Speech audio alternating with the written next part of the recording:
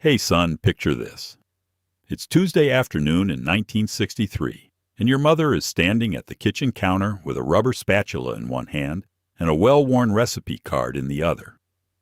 The whole room smells like butter and something baking. The radio's playing softly in the background. The kitchen window is cracked open just enough to let in the sound of someone mowing their lawn 3 houses down. This is before microwaves, before frozen dinners won most nights, before anyone thought twice about leaving bacon grease in a coffee can on the stovetop. This was when kitchens had rules.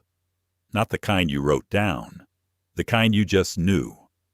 Tonight, we're diving into something stranger than your grandmother's Jell-O salad with carrots suspended in it. The vanished kitchen rules of the 1960s. The tricks that actually worked. The shortcuts that made sense. The habits that sound completely unhinged now, but kept an entire generation fed, without anyone calling it meal prep or posting it on the internet. Before we get into it, if you're enjoying this kind of thing, hit that like button. Subscribe if you want more. Drop a comment if you remember any of these. And hey, we're now on Spotify too, so if you want to listen while you're doing literally anything else, the link's in the description. We appreciate you being here. So here's what we're wondering. What did it actually feel like to cook dinner in a kitchen where nothing beeped at you? Where did people keep their leftovers when Tupperware was still the new fancy thing? Why was gelatin in everything? What did Monday morning breakfast sound like when there were no Pop-Tarts, no instant oatmeal, just someone standing at the stove? How did anyone bake a cake without a stand mixer? What was in that mystery casserole your neighbor brought over? And what on earth were people doing with all that bacon grease? It's 1964 now. The percolator's bubbling on the stove. Someone's closing the oven door. A dish towel hangs over the handle. And everything is about to make sense. You walk into any kitchen in 1963, and there it is. A coffee can. Folgers. Maybe Maxwell House. Sitting right there on the back burner or next to the stove. It's not full of coffee. It's full of bacon grease. White, solid, waxy when it's cold. Your mother pours it in there every morning after breakfast. Your grandmother does the same. So does the woman next door. Nobody throws bacon grease away. That would be wasteful. You save it. You use it. You fry eggs in it. You fry potatoes in it. You grease the pan for cornbread with it. It tastes better than anything that came in a can, with a label that said shortening, and it was free. Because you were going to make bacon anyway. The can lives on the stove, because that's where it's needed. Your mother cooks bacon after the coffee's made, but before anyone's dressed for the day. The strips sizzle in the cast iron pan, curling at the edges, turning from pink to brown. The smell fills the whole house. It's what wakes you up most mornings, not an alarm.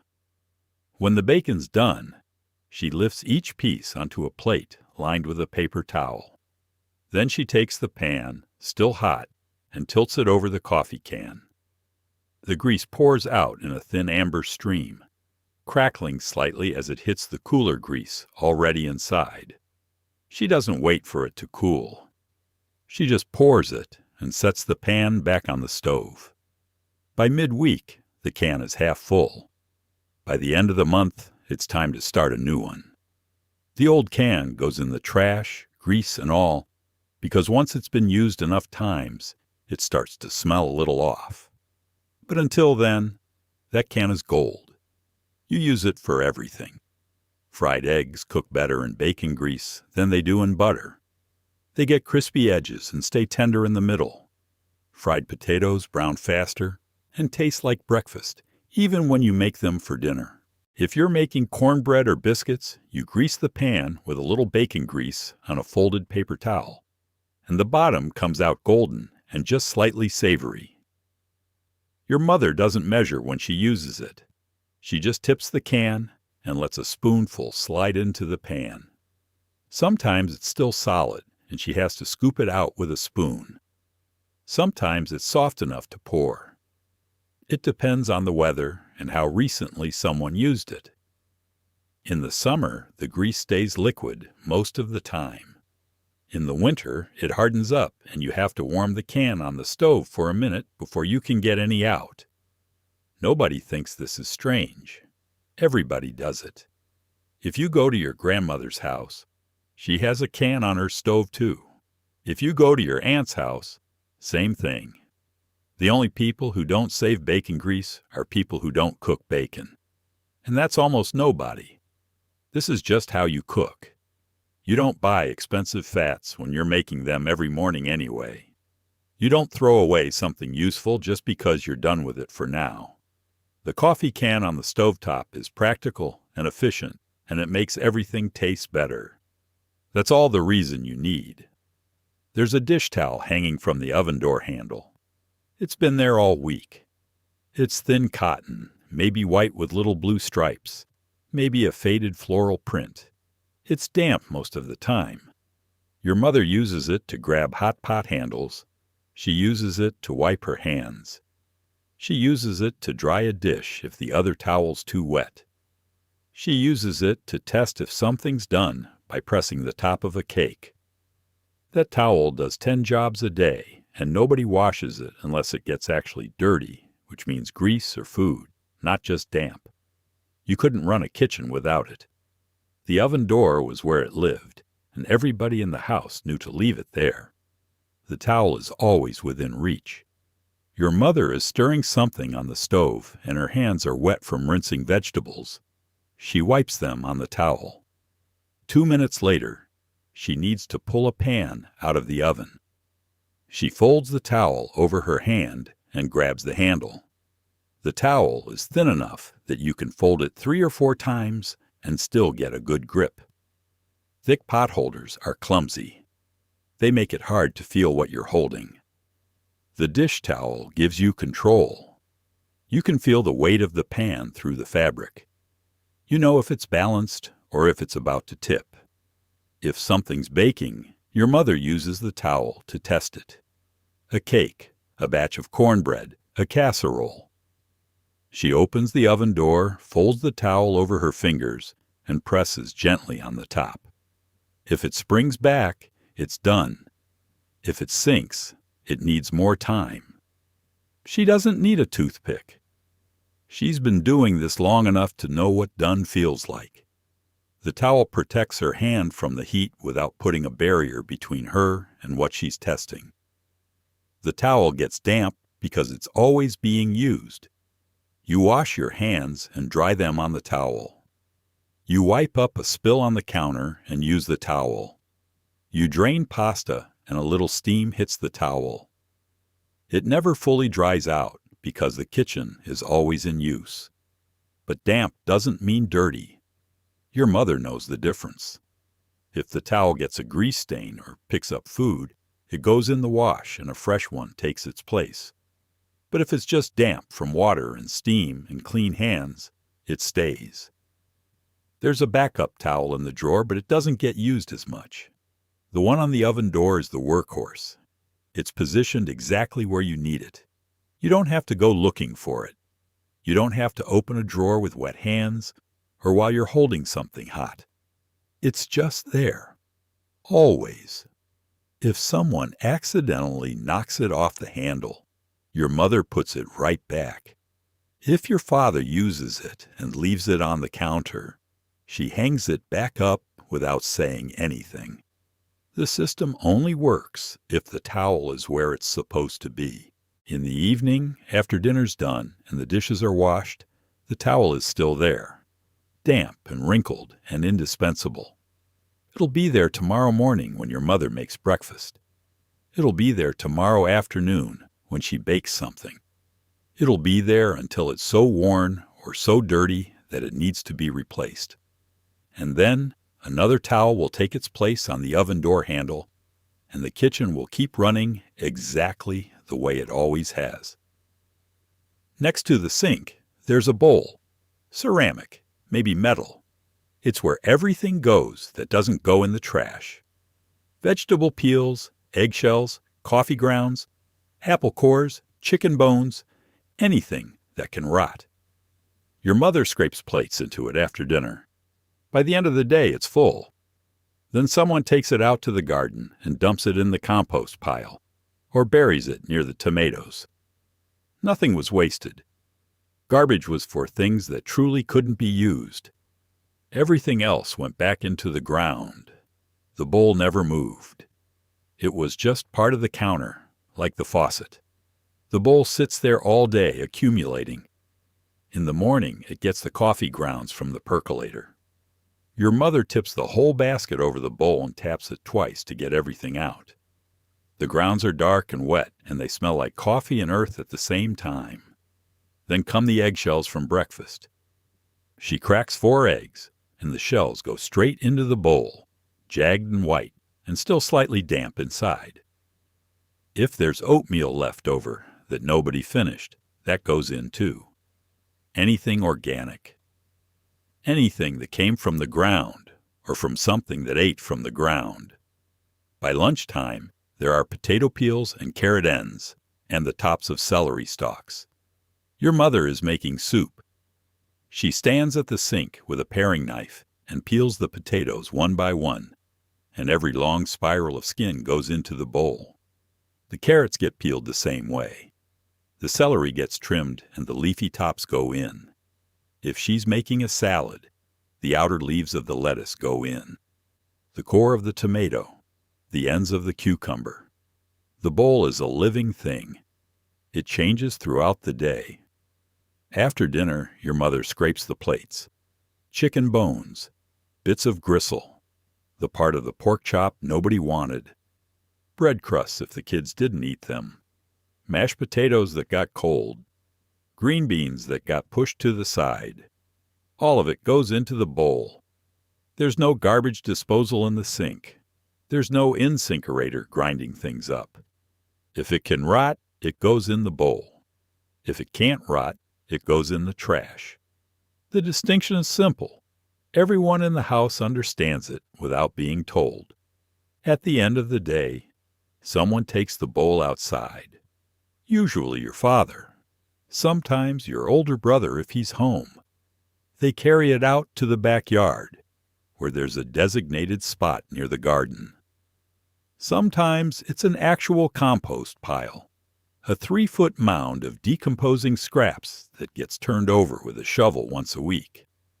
Sometimes it's just a spot behind the shed where things get buried.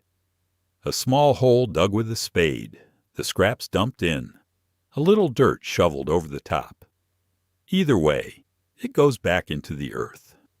In a few months, it'll be soil. In a year, it might be feeding the tomatoes or the cucumbers or the beans. The bowl gets rinsed out in the sink. A quick spray of water, a wipe with a dishcloth, and it goes back on the counter. Ready for tomorrow. This is the cycle. Every day. Nothing wasted. Everything returned. The bowl on the counter is where the kitchen meets the garden. It's where food scraps stop being garbage and start being soil. Your mother doesn't think of it as recycling or composting or being environmentally conscious. She just thinks of it as common sense. You don't throw away something that still has use. Your mother is standing at the stove making soup. She stirs it with a wooden spoon. Then she lifts the spoon to her mouth, tastes it, adds a little salt, stirs again, tastes again. Same spoon. Nobody thought twice. There was no separate tasting spoon. There was no worry about germs. It was just how you knew if something needed more salt or more pepper or more thyme. If your grandmother was visiting and helping cook, she'd taste from the same spoon too. The spoon went from the pot to the mouth to the pot. That was just cooking. If someone had suggested using a different spoon every time, you would have looked at them like they'd lost their mind. Why would you dirty more spoons? The logic was simple. The food was going to get cooked. The heat would kill anything. And besides, this was your family. You weren't worried about sharing germs with people you lived with. You shared everything else. You drank from the same milk bottle. You passed the same serving spoons around the table. One more spoon in the soup wasn't going to hurt anybody. Your mother tastes the soup because she needs to know if it's right. The recipe might say 1 teaspoon of salt, but that doesn't account for how salty the broth is or how much water evaporated while it was cooking. You have to taste it to know.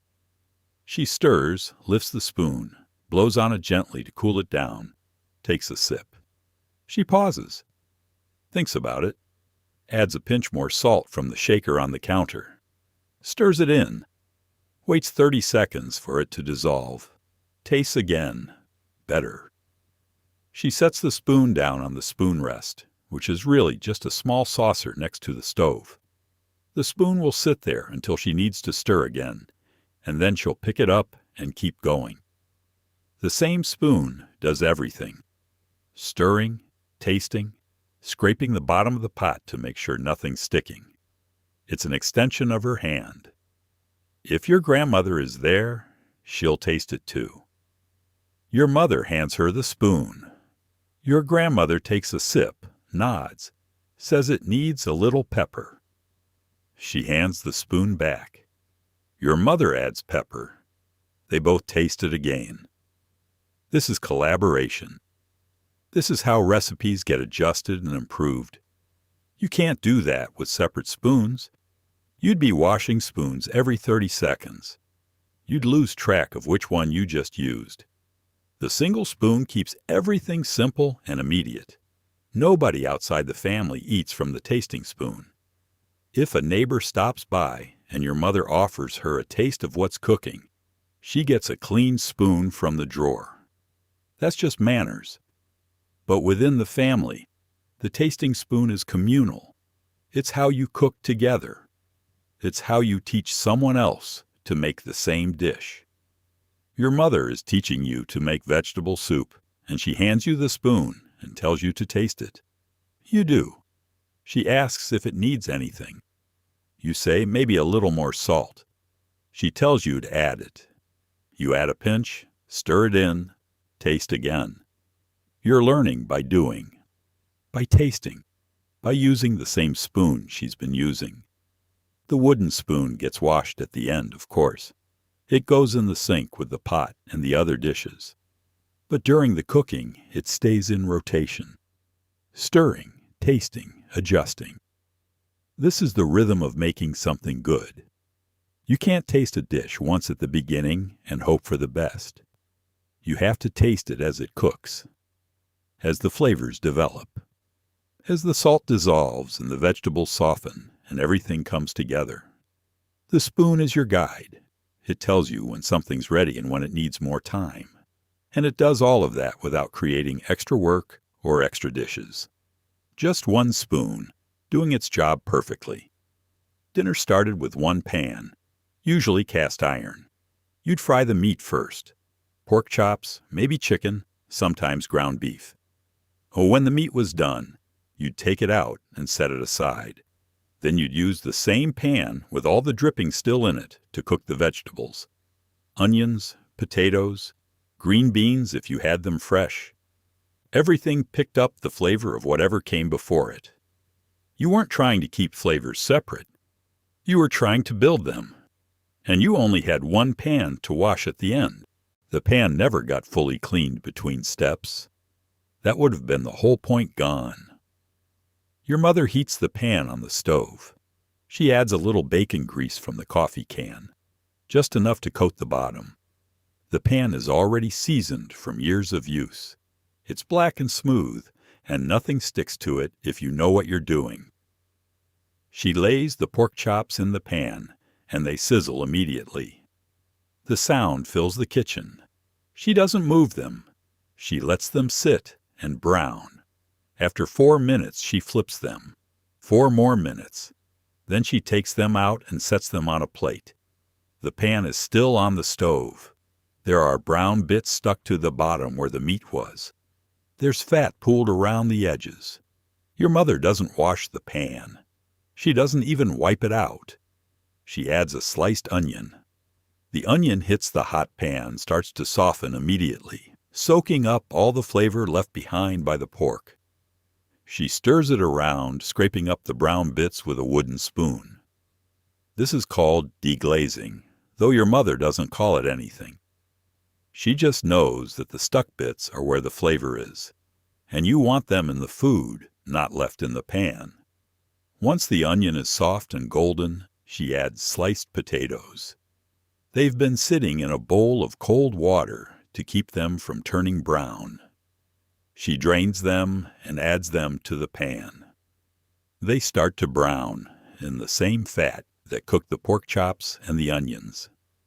She stirs them occasionally, letting them get crispy on the edges. If there are green beans, she adds them toward the end. Fresh ones from the garden if it's summer, canned ones from the pantry if it's winter. Everything cooks in the same pan and the same fat, absorbing the same flavors. When the vegetables are done, she adds the pork chops back in, just for a minute, to warm them up. Then everything goes on the table. The pan goes in the sink. But even then, your mother doesn't scrub it hard. She pours a little hot water in it, wipes it out with a dishcloth, and dries it on the stove. Cast iron doesn't get soaped and scrubbed like other pans. You'd strip the seasoning. You'd ruin it. You just wipe it out and it's ready for tomorrow. This method works because the flavors are meant to layer. The meat flavors the fat. The fat flavors the onions. The onions flavor the potatoes. Everything builds on everything else. If you cooked each thing in a separate pan, you'd lose that. You'd have clean, distinct flavors, but you'd miss the way they talk to each other when they share the same space. And you'd have 3 pans to wash instead of 1. The one-pan method isn't just about convenience, though that's part of it. It's about making food that tastes like it belongs together, like it came from the same place, which it did. It came from the same pan. The freezer is small. Top compartment of the fridge, barely big enough for 2 metal ice trays and maybe a package of frozen peas. The trays are aluminum with a lever on top. You fill them with water from the tap. You put them in the freezer. You wait.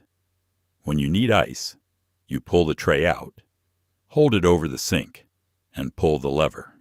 Sometimes it works. Usually it doesn't. So you bang the tray against the counter. You twist it. You run a little warm water on the bottom. The cubes come out one at a time, uneven, some still stuck together. It takes a full minute just to get 6 cubes into a glass. If someone used the last of the ice and didn't refill the tray, there'd be words about it at dinner. The ice trays are a constant source of minor frustration. They're designed with a lever mechanism that's supposed to release all the cubes at once. In theory, you pull the lever and the metal dividers lift slightly, breaking the cubes free from the tray. In practice, the cubes are frozen to the tray and to each other, and pulling the lever does almost nothing. Maybe 1 cube pops out. Maybe 2. The rest stay frozen solid. So you develop techniques. Your mother has her method. She pulls the tray out of the freezer and immediately runs a thin stream of warm water over the bottom of the tray. Not hot water, because that would melt the cubes. Just warm enough to create a thin layer of moisture between the ice and the metal. Then she pulls the lever and twists the tray slightly. Usually this works. The cubes come loose and slide out into the sink or into a bowl. But sometimes even this doesn't work, and she has to bang the tray against the edge of the counter. Not hard enough to dent the tray, but hard enough to break the ice free. Your father has a different technique. He doesn't bother with the lever. He just holds the tray upside down over the sink and bangs it. 3 sharp raps against the counter edge. The cubes fall out in a jumbled pile. Some of them crack. Some of them are still stuck together in clumps of 2 or 3. He doesn't care.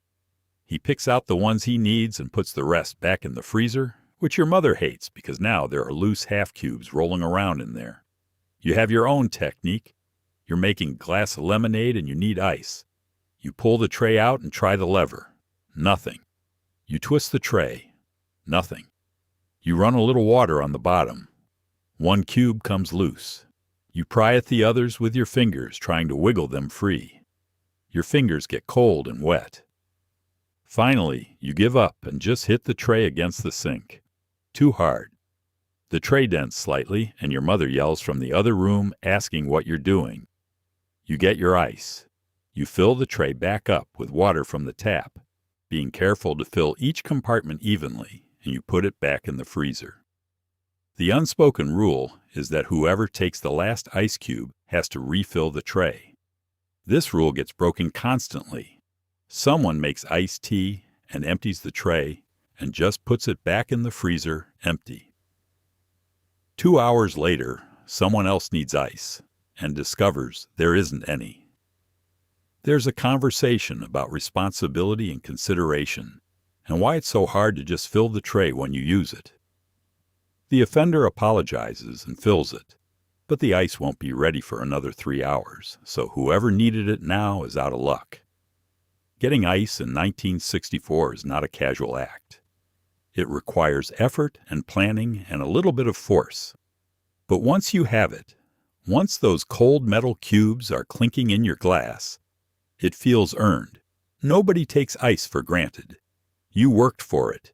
You wrestled it out of a metal tray that fought back. And your drink is cold because you made it cold, one stubborn cube at a time. There's no plastic wrap in most kitchens yet. Tupperware exists, but it's new and expensive, and your mother has maybe 3 mismatched containers. So leftovers go in bowls, ceramic bowls, and you cover them with a plate. A saucer if it's a small bowl, a dinner plate if it's bigger. You stack them in the refrigerator like a little leaning tower. The plate doesn't seal anything. It just keeps the food from drying out too fast. Things lasted 2 days, maybe 3. After that, you didn't trust it anymore, and you threw it out. Nobody was saving food for a week. You cooked what you needed, and you ate it soon. The system is simple, but requires a certain amount of spatial reasoning. The refrigerator is small. It's maybe 3 feet tall inside, with wire shelves that don't pull out. Every inch matters. Your mother opens the fridge after dinner and surveys what's already in there. A bowl of mashed potatoes from yesterday. A plate of sliced ham from lunch. A bowl of green beans from 2 nights ago that probably needs to be thrown out. She takes the green beans out, sniffs them, decides they're past their prime, and scrapes them into the scrap bowl for the compost. Now there's a little more room. She takes tonight's leftovers and starts arranging them. The pot roast goes in a wide, shallow bowl. She covers it with a dinner plate. The gravy goes in a smaller bowl, covered with a saucer. The carrots go in another bowl, covered with a salad plate. She stacks them carefully. The gravy bowl can sit on top of the pot roast plate. The carrot plate can balance on the edge of the milk bottle. Everything has to fit, and it's a 3-dimensional puzzle every single night. The plates don't seal. Air gets in. The food on top dries out slightly. By tomorrow, the mashed potatoes will have a thin skin on them. The gravy will have thickened up. The pot roast will have darkened a little around the edges. But it's all still good. Your mother will scoop off the dried part if it bothers her, or she'll just stir it back in. Food doesn't have to look perfect to be edible. It just has to be safe and reasonably fresh. Leftovers get eaten within a day or 2. Your father takes the pot roast to work for lunch, packed in a metal lunchbox with a thermos of coffee.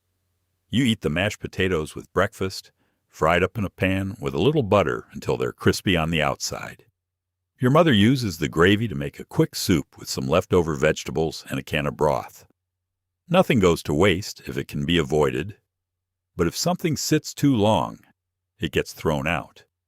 There's no freezing leftovers for a month. There's no elaborate meal planning around what's in the fridge. You cook, you eat, you save what's left, and you eat it again soon. The bowls and plates are in constant rotation.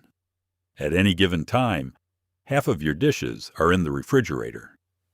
Your mother is always digging through the fridge to find the right size plate to cover the right size bowl. Sometimes a plate falls off when someone opens the fridge too quickly. It crashes to the floor and breaks, and everyone sighs because now there's one fewer plate in the rotation. The dishes in the fridge are just as important as the dishes in the cabinet. Tupperware starts appearing in some homes by the mid-60s. A neighbor hosts a Tupperware party, and your mother goes and buys a few pieces. They're beige or avocado green or burnt orange, with lids that burp when you press the center. They're a revelation. The food stays fresh longer. The containers stack neatly. Nothing spills. But they're expensive, and most kitchens don't have a full set for years. So the bowls with plates on top keep doing their job. Simple, imperfect, and good enough. The toaster is unreliable. It burns one side and leaves the other pale. Or it gets stuck, and you have to unplug it and fish the bread out with a fork, which your mother has told you 100 times not to do. So most of the time, you just make toast in the oven. You turn the broiler on. You set the bread on the oven rack. You wait about 2 minutes. You flip it. You wait another 2 minutes. You pull it out. It's crispy and golden, and even on both sides. It takes a little longer, but it works every time. Your mother makes 6 pieces at once this way when everyone's having breakfast. The whole kitchen smells like butter and heat. The toaster sits on the counter, looking decorative and mostly unused. It's chrome with a black bakelite base, and it has 2 slots that are supposed to hold the bread upright while it toasts. The slots are spring-loaded. You push the lever down, and the bread descends into the heating elements. When it's done, the bread is supposed to pop up automatically. Sometimes it does. More often, it doesn't. The spring mechanism gets weak over time, or the bread gets stuck on the heating coils, and you have to reach in with your fingers or a knife to pry it out. This is how people get shocked. This is how fires start. Your mother has threatened to throw the toaster away more than once, so she uses the oven broiler. She turns it on and lets it preheat for a minute. The broiler element is at the top of the oven, glowing orange-red when it's hot. She lays slices of bread directly on the oven rack. 4 or 5 or 6 slices, depending on how many people want toast. She sets the timer for 2 minutes, though she doesn't really need it. She knows by smell when the bread is starting to brown. After 2 minutes, she opens the oven door and the heat hits her face. She flips each slice with her fingers, fast enough that she doesn't burn herself.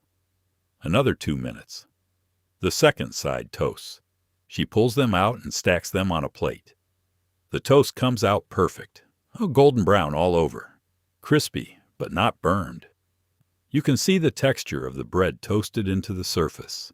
It's better than toaster toast, which is always uneven and sometimes has black stripes where the heating elements were too close. Oven toast is consistent. It's controllable. If you want it darker, you leave it in longer. If you want it lighter, you pull it out sooner.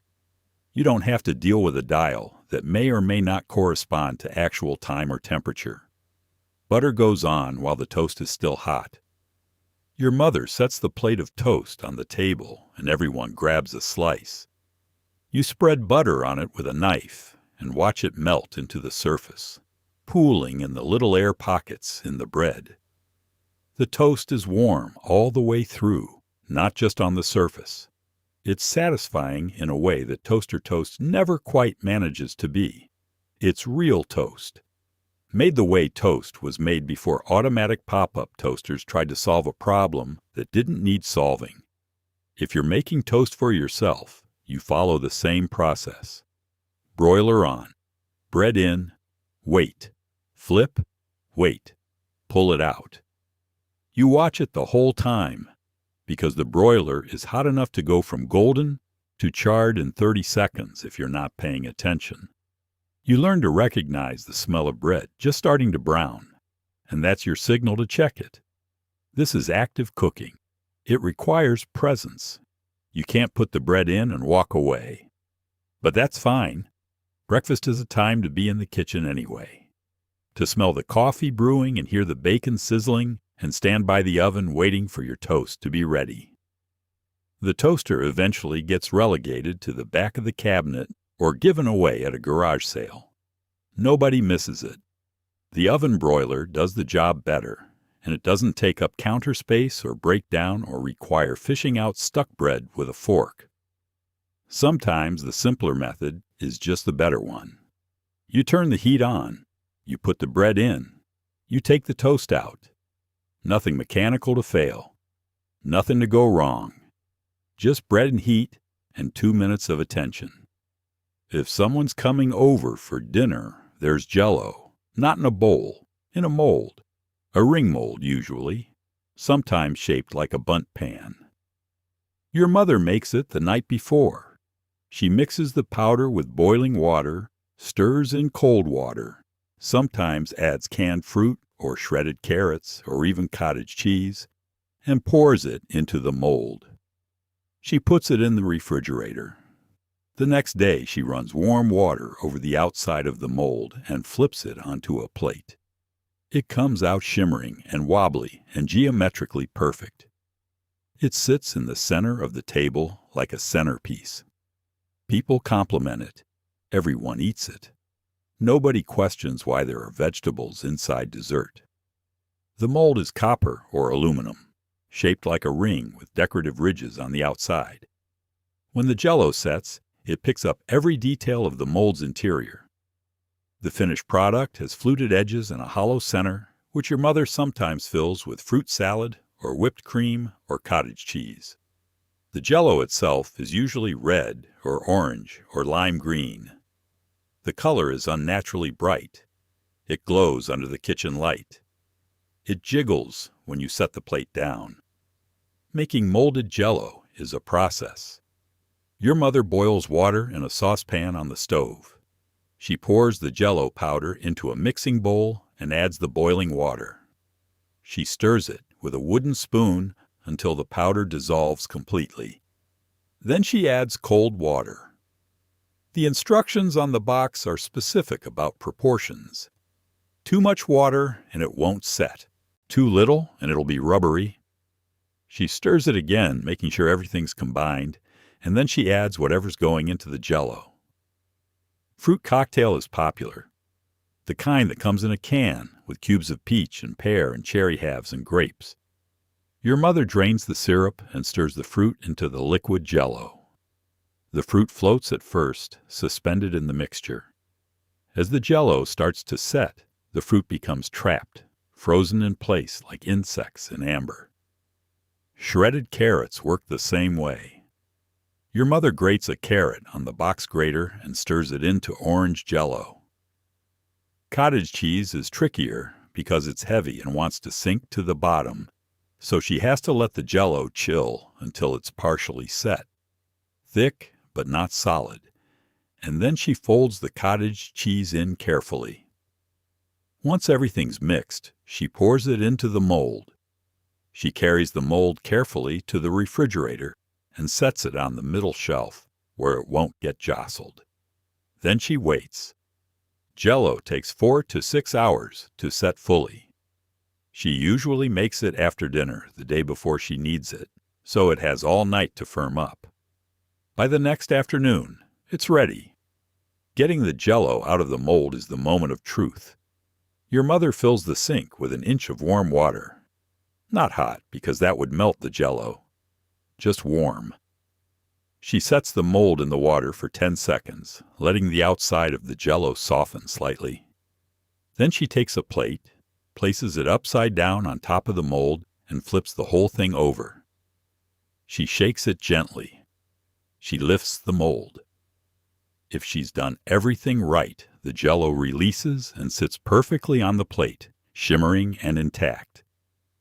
If something went wrong, the Jell-O collapses or sticks to the mold and comes out in pieces. This is a disaster. But most of the time, it works.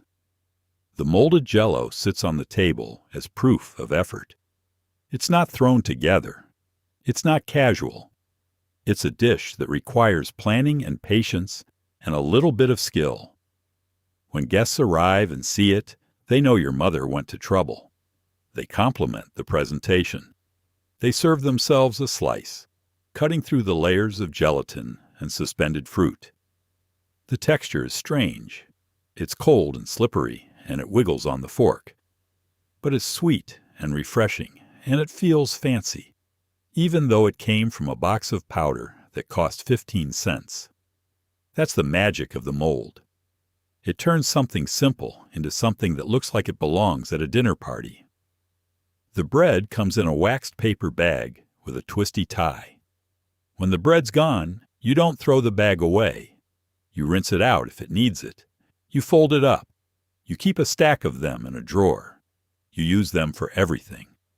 Sandwiches for school lunches. Freezing leftovers. Covering your hand when you need to grease a pan. Lining the bottom of the trash can. Your mother has maybe 20 bread bags folded in the drawer at any given time. They're free. They're useful. You'd be wasteful not to keep them. The bags are waxed on the inside, which makes them moisture resistant. Not waterproof, but good enough for most things. Your mother makes sandwiches for your school lunch every morning. Peanut butter and jelly, bologna and cheese. Tuna salad if there's leftover tuna from dinner. She wraps each sandwich in waxed paper first, then slides it into a bread bag. The bag keeps the sandwich from getting squashed in your lunchbox. It keeps the smell contained. At lunch, you open the bag, eat the sandwich, and throw the bag away. That's the only time a bread bag gets thrown out after a single use. Otherwise, they get reused until they tear or get too dirty to clean. Freezing leftovers in bread bags is common. Your mother has half a meatloaf left after dinner. She wraps it in waxed paper, slides it into a bread bag, twists the top closed, and puts it in the freezer. A week later, she pulls it out, thaws it on the counter, and serves it for dinner again. The bread bag isn't airtight, so the meatloaf might get a little freezer burn around the edges. But it's fine. You cut off the dried part and the rest is perfectly good. Same with leftover chicken, pork chops, even slices of cake. Bread bags are free freezer storage. Greasing a pan with a bread bag is a trick your mother uses constantly. She's about to bake cornbread and the recipe says to grease the pan. She doesn't want to get her hands covered in grease or use a paper towel that'll just get thrown away. So she takes a bread bag, scoops a little baking grease or shortening into it, and uses the bag like a glove to spread the grease around the pan. Her hand stays clean. When she's done, she turns the bag inside out and throws it away. Or sometimes she keeps it to use again the next time she needs to grease something. The trash can has a bread bag lining the bottom. Not as a full trash bag, because bread bags are too small for that, but as a moisture barrier. Your mother puts a bread bag at the bottom of the kitchen trash can so that if something wet gets thrown away, it doesn't leak through and make the bottom of the can gross. When the trash gets full, she pulls out the main trash bag, and if the bread bag at the bottom is still clean, it stays there for the next bag. If it's dirty, she throws it out and replaces it with a fresh one from the drawer. The drawer where the bread bags live is in the kitchen, usually near the sink or the stove. The bags are folded into small squares, stacked neatly. Every time your mother finishes a loaf of bread, she adds the bag to the stack. The stack grows and shrinks depending on how fast bread gets eaten and how many bags get used. There's no official limit to how many she keeps. She just keeps adding them until the drawer gets too full. And then she throws out the oldest, most worn ones. Nobody buys plastic storage bags. They exist, but they're expensive and they feel unnecessary when you have a free supply of bread bags coming into the house every few days. bread bags work for 90% of what you need to store or carry or protect. They're the right size for sandwiches. They're big enough for a slice of cake or a leftover pork chop. They're waterproof enough to keep things fresh for a day or two. And when they wear out, there's always another one coming. This is practical reuse before anyone called it environmentalism. This is just making the most of what you already have. There's a pressure cooker in the cabinet. Heavy aluminum, with a lid that locks and a little weight on top that jiggles when it's working. Your mother uses it maybe once a week. Pot roast, chicken, beans. It cooks things faster than the oven, which matters when you're trying to get dinner on the table. But it also hisses and rattles and builds up steam inside, and everyone in the house knows not to touch it when it's on. There are stories about pressure cookers exploding. Your neighbor's sister's friend had one blow the lid off and dent the ceiling.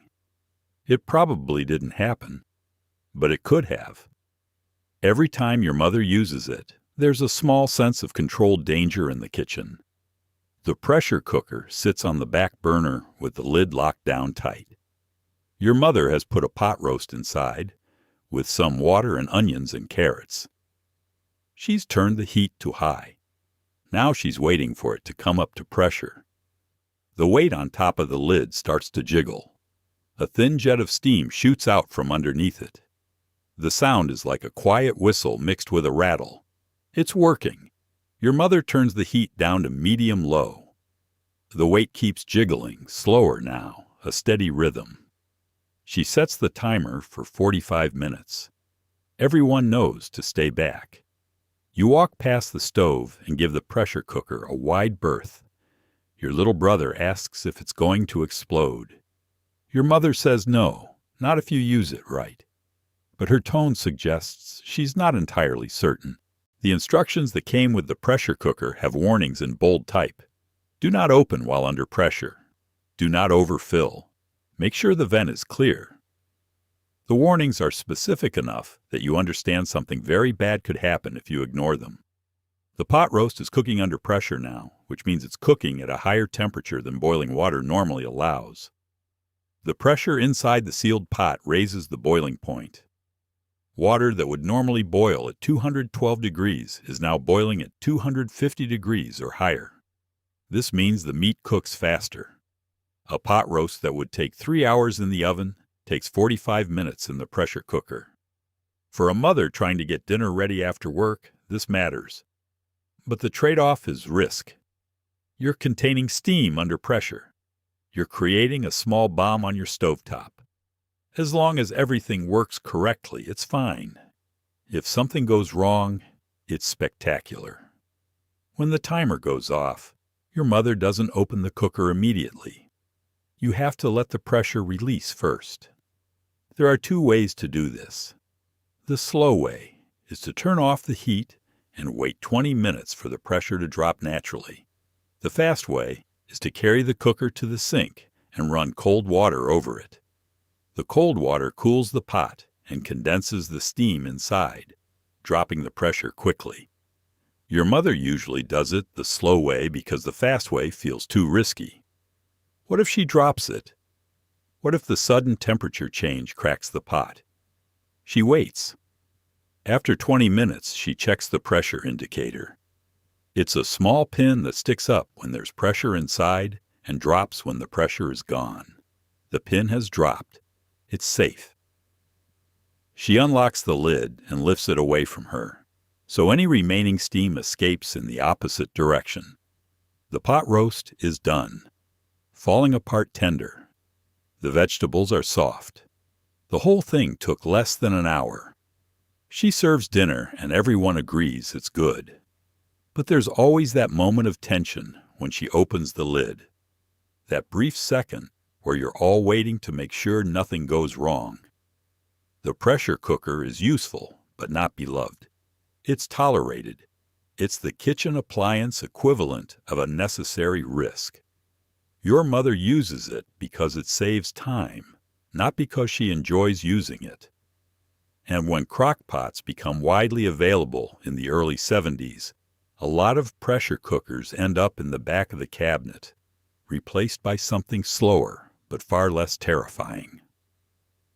The milkman comes early, 4 or 5 in the morning. You don't see him. You just hear the bottles clinking on the porch. Your mother goes out in her bathrobe and brings them in. The milk is cold. The cream has risen to the top. You shake the bottle before you pour it, or you don't, depending on whether you want cream in your coffee. When the bottles are empty, you rinse them out and leave them back on the porch. The milkman picks them up the next time he comes. The bottles go back to the dairy, get washed, get filled again. Nothing is disposable. The system just works. The bottles are heavy glass, clear, with the name of the dairy printed on the side. They hold a quart each. Your mother orders 3 or 4 bottles a week, depending on how much milk the family uses. The milkman has a standing order. He knows what to bring. Every Tuesday and Friday, there are fresh bottles waiting on the porch when your mother wakes up. Sometimes there's cream, too, in smaller bottles.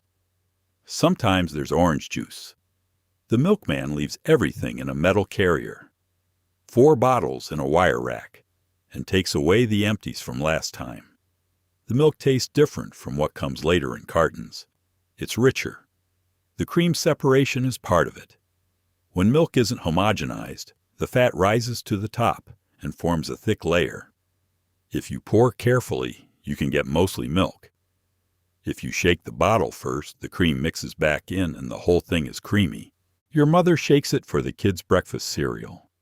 Your father pours the cream off the top for his coffee.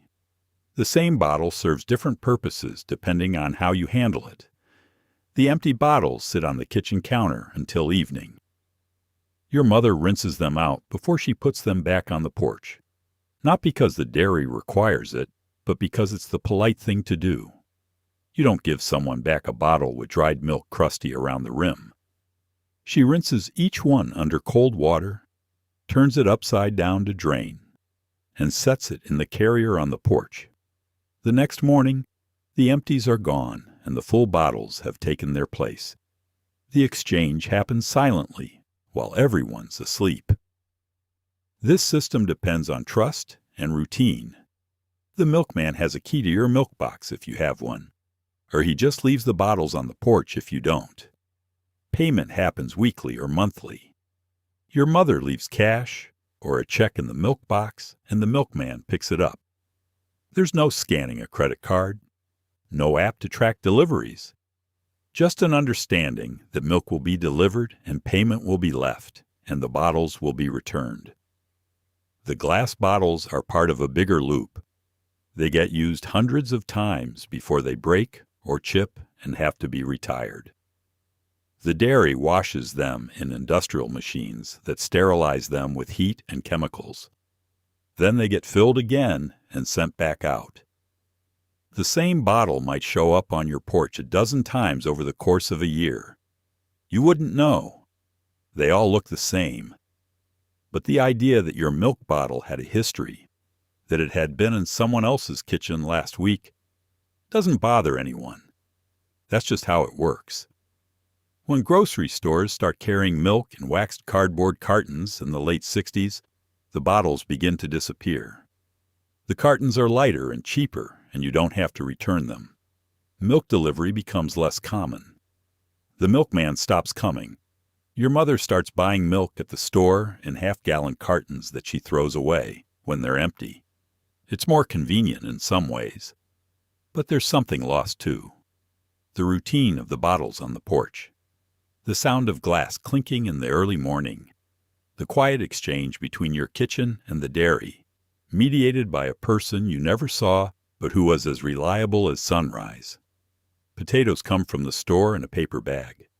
Sometimes they come from the garden out back. Either way, they're covered in dirt. Your mother rinses them under the faucet, then stands at the sink with a paring knife and peels them one at a time. The peels go straight into the sink. When she's done, she scoops the peels out and throws them in the scrap bowl for the compost. The sink is just where you worked. You didn't use a cutting board for everything. You didn't worry about cross-contamination. You peeled vegetables into the sink, and you rinsed it out after. The sink is white porcelain with 2 basins. One side is for washing. The other is for rinsing. Your mother stands between them, with the potatoes piled on the counter to her right. She picks up a potato, rinses it under cold water to get the worst of the dirt off, and starts peeling. The knife is small and sharp. She holds the potato in her left hand and the knife in her right. The peel comes off in long strips, spiraling down into the sink. Brown on one side, white on the other. The strips pile up in the bottom of the basin. Sometimes she peels them over a bowl or piece of newspaper, but usually she doesn't bother. The sink is right there. It's easier. The peels don't go anywhere. They don't make a mess on the counter. When she's done peeling all the potatoes, she scoops the peels out with her hand and drops them into the scrap bowl. Then she rinses the sink with a quick spray from the faucet. The whole process takes maybe 10 minutes for a 5-pound bag of potatoes. The peeled potatoes go into a bowl of cold water to keep them from turning brown. Your mother learned this from her mother. If you leave peeled potatoes sitting out in the air, they oxidize and turn gray. The water keeps them white. She can peel them in the morning and leave them in the water on the counter until dinner time. When she's ready to cook them, she drains the water and cuts them into chunks or slices or quarters, depending on what she's making.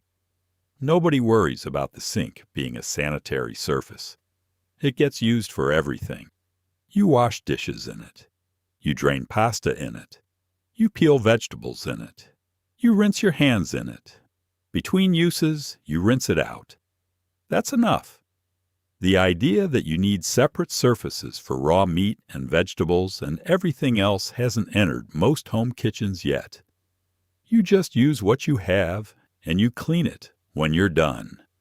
The paring knife is the most used knife in the kitchen.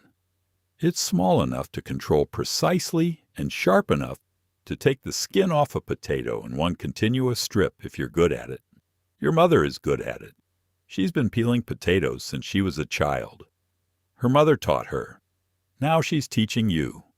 You stand next to her at the sink, with your own potato and your own knife. You're slower. Your peels are thick and uneven. You're taking off too much potato with the skin. She watches you and tells you to use a lighter touch. Just the peel, not the flesh underneath. You try again. It's harder than it looks. Peeling potatoes is one of those tasks that's meditative when you know what you're doing and frustrating when you don't. Your mother can peel a potato in 30 seconds without thinking about it. Her hands work automatically while her mind is somewhere else, planning the rest of the meal or thinking about what needs to be done tomorrow. You're concentrating hard on not cutting yourself. The knife slips and takes a chunk out of the potato. Your mother doesn't say anything. You keep going. Eventually, you'll be as fast as she is. Eventually, you'll be standing at your own sink, peeling potatoes into it, without thinking twice. There's a wooden box on the counter. It's about the size of a shoebox with a slotted lid. Inside are index cards. Some are typed. Most are handwritten.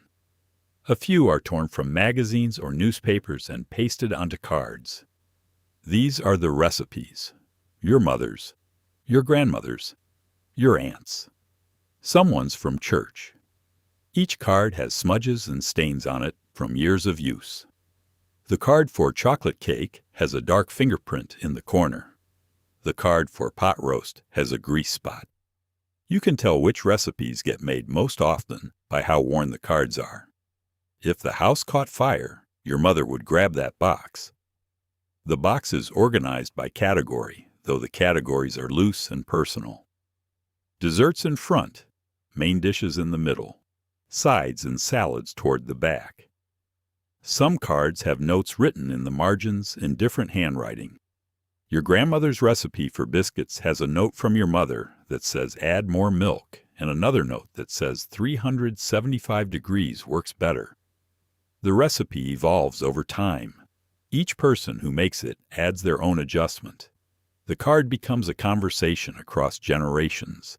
Your mother is making dinner, and she needs the recipe for her meatloaf. She opens the box and flips through the main dishes section. The cards are alphabetized, mostly. She finds the meatloaf card and pulls it out. The card is stained with tomato sauce, and the edges are soft from being handled so many times. The recipe is written in your grandmother's handwriting, blue ink on a white card. 1.5 pounds ground beef, 1 egg, ½ cup breadcrumbs, 1/4 cup milk, salt, pepper, onion. Mix and form into loaf. Bake at 350 for an hour. That's it. No unnecessary detail. Just what you need to know. Some of the recipes aren't really recipes at all. They're just lists of ingredients with no instructions, because your mother already knows how to make the dish. She doesn't need to be told to mix the ingredients or how long to bake it. She just needs to remember what goes in it. Other recipes are more detailed, especially the ones for things she doesn't make often. The recipe for divinity candy has step-by-step instructions and a note that says don't make on humid days. This is the kind of information you can't find in a cookbook. It comes from experience. The recipe box also holds things that aren't recipes. There's a card with phone numbers for the butcher and the bakery. There's a card with measurements written on it. 3 teaspoons equal 1 tablespoon. 16 tablespoons equal 1 cup. Your mother doesn't need this information anymore, but she keeps the card anyway. There's a pressed flour tucked between 2 cards in the dessert section. Your mother doesn't remember where it came from, but she's never taken it out. When your mother makes something without looking at the recipe, it means she's made it so many times that it's become part of her. The chocolate cake, the pot roast, the biscuits. She knows the proportions by feel. She knows what the dough should look like when it's ready. She knows when something's done just by the smell. But even for these dishes, the recipe card stays in the box. It's not just instructions. It's proof that the dish has a history, that it's been made before and will be made again. You're learning to cook, and your mother tells you to write down your recipes. She gives you a stack of blank index cards and tells you to start your own collection. You write down the recipe for chocolate chip cookies that you found in a magazine. You make the cookies and they turn out well, so you keep the card. Over time, you'll add notes to it. You'll adjust the amount of sugar or the baking time. You'll stain it with butter and flour. The card will become worn and soft, just like the cards in your mother's box. And someday, if you have children, you'll pass these cards on to them, and they'll see your handwriting and your notes, and they'll know what you used to make. Your mother takes a package of chicken out of the freezer in the morning. She sets it on the counter. It sits there all day. By dinner time, it's thawed. Nobody worries about bacteria. Nobody's heard of the danger zone. The meat defrosts at room temperature and then gets cooked, and everyone's fine. If someone had told your mother she needed to defrost meat in the refrigerator overnight, she would have said that's ridiculous. It would never thaw in time. The counter was faster. The counter was normal. The package of chicken is wrapped in white butcher paper from the grocery store. Your mother bought it yesterday and put it straight in the freezer. This morning, she took it out and set it on a plate on the counter. The plate is there to catch any liquid that might leak out as the chicken thaws. By mid-morning, the paper is damp and the chicken is starting to soften around the edges. By lunchtime, you can press your finger into it and leave an indent. By 3 in the afternoon, it's completely thawed. Soft, room temperature, ready to cook. Nobody questions this method. This is how everyone does it. You take frozen meat out in the morning and it's ready by dinner. Simple, efficient. The idea that meat shouldn't sit at room temperature for more than 2 hours won't become common knowledge for another 20 years. Right now, in 1964, the only rule is that you cook the meat thoroughly. As long as it gets hot enough to kill anything that might be growing on it, you're fine. And it always does. Chicken gets cooked to well done. Pork gets cooked until there's no pink left. Beef gets cooked until it's gray in the middle, unless you specifically want it rare. The heat takes care of everything. Sometimes your mother forgets to take the meat out in the morning. She realizes at 4 o'clock that the pork chops are still frozen solid and dinner is supposed to be at 6. So she runs warm water over the package in the sink. Not hot water, because that would start cooking the outside, while the inside is still frozen, just warm. The water thaws the surface quickly. She lets the package sit in the water for 20 minutes, then checks it. Still frozen in the middle. She runs more warm water. Eventually, it thaws enough that she can cook it. Dinner is a little late, but it happens. The freezer is small and always packed. There's barely room for ice cube trays, let alone strategic defrosting space. Everything in the freezer is frozen solid and stacked tightly. A package of ground beef. A whole chicken. Pork chops wrapped in butcher paper. A bag of frozen peas. A container of ice cream. When you take something out, you have to rearrange everything else to make it fit. There's no organization system. No labeled bags with dates on them. You just know that the chicken has been in there for a week and the ground beef has been in there for 2 weeks, and you should probably use them soon. Defrosting meat in the refrigerator isn't practical, because the refrigerator is even more crowded than the freezer. There's no room to set a plate with a package of chicken on it and leave it overnight. The shelves are full of milk bottles and leftover bowls covered with plates and vegetables in the crisper drawer and eggs in the door. You'd have to move half the contents of the fridge to make space for defrosting meat. And even if you did, it would take a full day to thaw. That requires planning ahead that most people don't do. You decide what's for dinner in the morning, not the day before. The counter method works because kitchens are cooler than they are now. There's no central heating running all day. The kitchen might be 65 degrees in the winter, 70 in the summer if the windows are open. The meat isn't sitting in a warm environment. It's sitting in a room that's only slightly warmer than refrigerator temperature. This probably makes a difference, though nobody's thinking about it in those terms. The meat thaws. It gets cooked. Everyone eats it. Nobody gets sick. Or if they do occasionally, they don't connect it to the defrosting method. Food poisoning is just something that happens sometimes.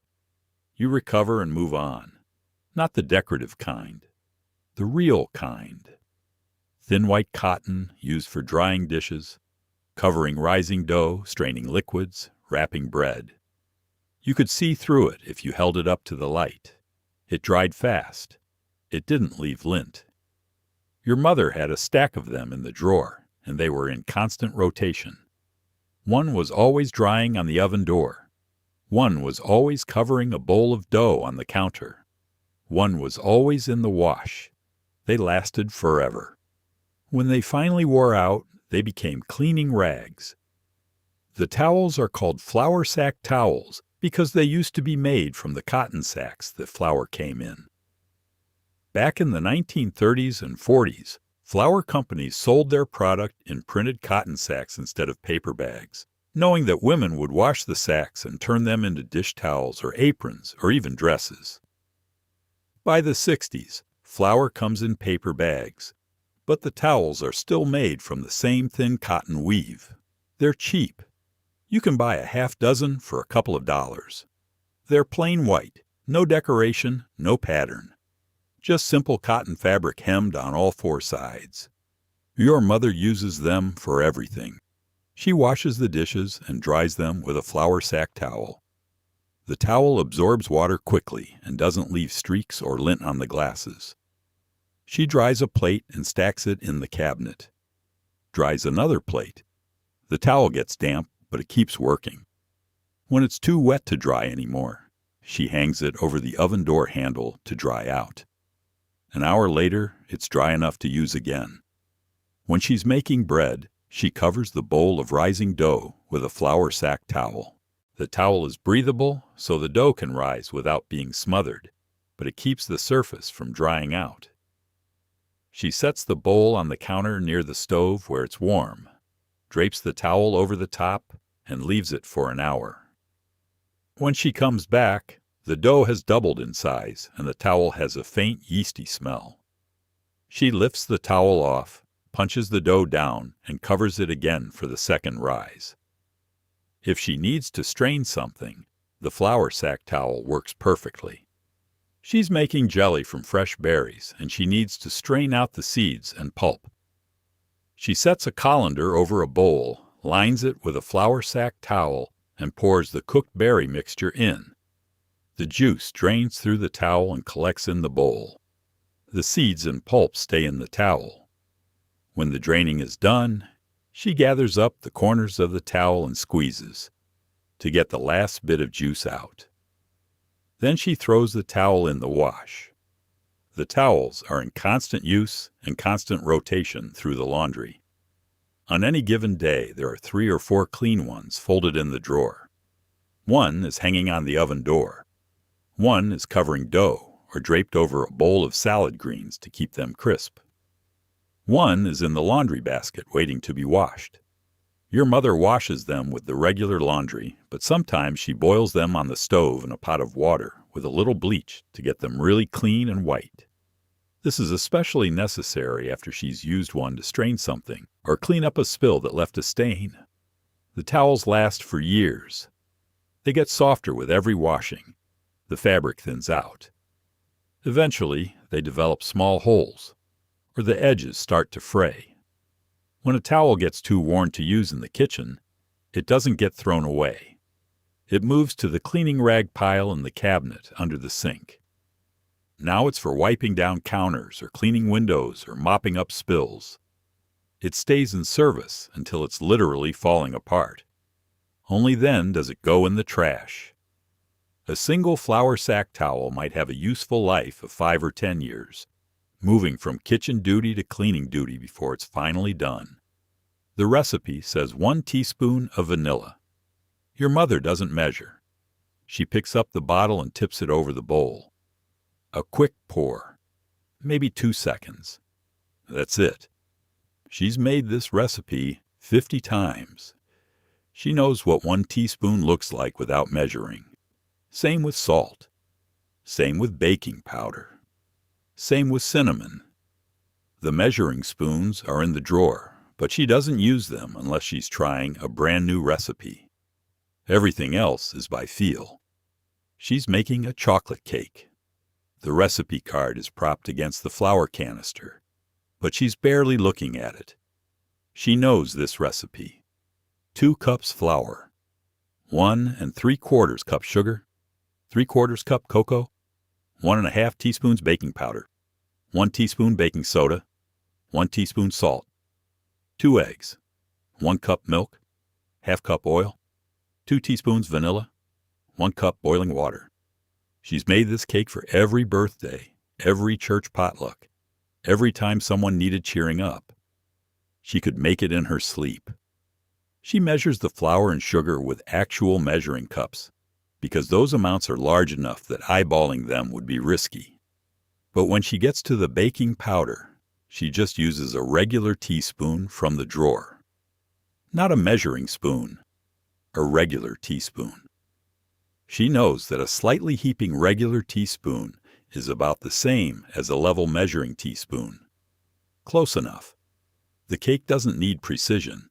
It's forgiving. A little more or less baking powder won't ruin it. The vanilla is where most people really stop measuring. The bottle has a narrow opening that makes it hard to pour too much at once. Your mother tips the bottle over the mixing bowl. She counts in her head. 1, 2. She tips it back upright. That's about 2 teaspoons, maybe a little more. She's been doing this for so long that her internal timer is more accurate than looking at a measuring spoon. And honestly, vanilla isn't something you can really overdo. A little extra just makes the cake taste better. Nobody ever complained that a cake had too much vanilla. Salt is the same way. The recipe says 1 teaspoon. She reaches for the salt shaker and shakes it over the bowl. 3 or 4 good shakes. That's about a teaspoon. She knows because she's done it hundreds of times. If she's adding salt to something savory, like soup or stew, she's even less precise. She just shakes until it looks right, then tastes it and adjusts. Measuring salt when you're cooking, as opposed to baking, seems ridiculous to her. You taste as you go. You add salt until it tastes good. A measuring spoon can't tell you that. Cinnamon goes in by sight. She's making apple pie, and the recipe says 1 teaspoon of cinnamon. She opens the tin of cinnamon and tips it over the bowl of sliced apples. She shakes it back and forth, coating the apples with reddish-brown powder. When it looks like enough, she stops. How much is enough? Enough that the apples are lightly dusted, but not buried. Enough that you'll taste cinnamon in every bite, but it won't be overwhelming. She's made enough apple pies to know what that looks like. This method works because your mother has internalized the recipes. The measuring spoons are training wheels. You use them when you're learning, when you don't know what a teaspoon of vanilla looks like in motion, or how much salt is too much. But once you've made the same thing over and over, the measurements become part of your body memory. Your hand knows how long to tip the bottle. Your eyes know when there's enough cinnamon. Your taste buds know when the soup needs more salt. The recipe is still there as a guide, but you're not a slave to it. You've absorbed it. You've made it yours. The only time your mother pulls out the measuring spoons is when she's trying something completely new. A recipe from a magazine or a friend's recipe that she's never made before. Then she measures everything exactly because she doesn't know the recipe yet. She doesn't know what it's supposed to look like or taste like. But once she's made it 2 or 3 times, the measuring spoons go back in the drawer and she starts cooking by feel. That's when a recipe truly becomes part of your repertoire, when you don't need to measure anymore. The kitchen table isn't just for eating. It's where you do homework, where your mother pays bills, where someone sits and snaps green beans into a bowl, where the mail gets sorted, where you play cards on a rainy afternoon, where your father reads the newspaper with his coffee. The table is always a little bit messy. There's a napkin holder in the center, a salt and pepper shaker, maybe a sugar bowl. The table gets wiped down before meals and after, but in between, it's a work surface. It's the center of the house. The table is formica-topped with chrome legs. The chairs have vinyl seats, red or turquoise or yellow, depending on when your mother bought them. The table surface is patterned to hide stains. Little flecks of color on a white background or a boomerang pattern, very modern. The formica is easy to clean. Your mother wipes it down with a damp dishcloth after every meal. Coffee spills, crumbs, smears of jelly, everything wipes right off. The table has been through years of use, and it still looks relatively new because formica doesn't stain or scratch easily. In the afternoon, you come home from school and drop your books on the table. You sit down to do your homework. Your mother is at the other end of the table snapping green beans. She has a brown paper bag full of beans, from the store or the garden. She picks up a bean, snaps off both ends, breaks it in half, and drops the pieces into a bowl. Snap, snap, drop. The rhythm is constant. You're working on math problems. She's working on dinner. Neither of you is in the way of the other. The table is big enough for both activities at once. Your mother pays bills at the kitchen table. Once a week, she sits down with a stack of envelopes and her checkbook. The electric bill, the water bill, the mortgage payment. She writes checks in her neat cursive handwriting, tears them out of the checkbook, puts them in the return envelopes, seals them, stamps them. She keeps a running total in the check register, subtracting each payment from the balance. When she's done, she stacks the envelopes by the door so your father can mail them on his way to work tomorrow. The mail gets sorted at the kitchen table. Every afternoon, someone brings in the mail and dumps it on the table. Your mother goes through it while she's waiting for something to finish cooking. Bills in one pile, letters in another, junk mail in the trash. Magazines get set aside to read later. The table is where information enters the house and gets organized. On rainy Saturday afternoons, the table is where you play cards. Your brother deals. You play rummy or go fish or crazy eights.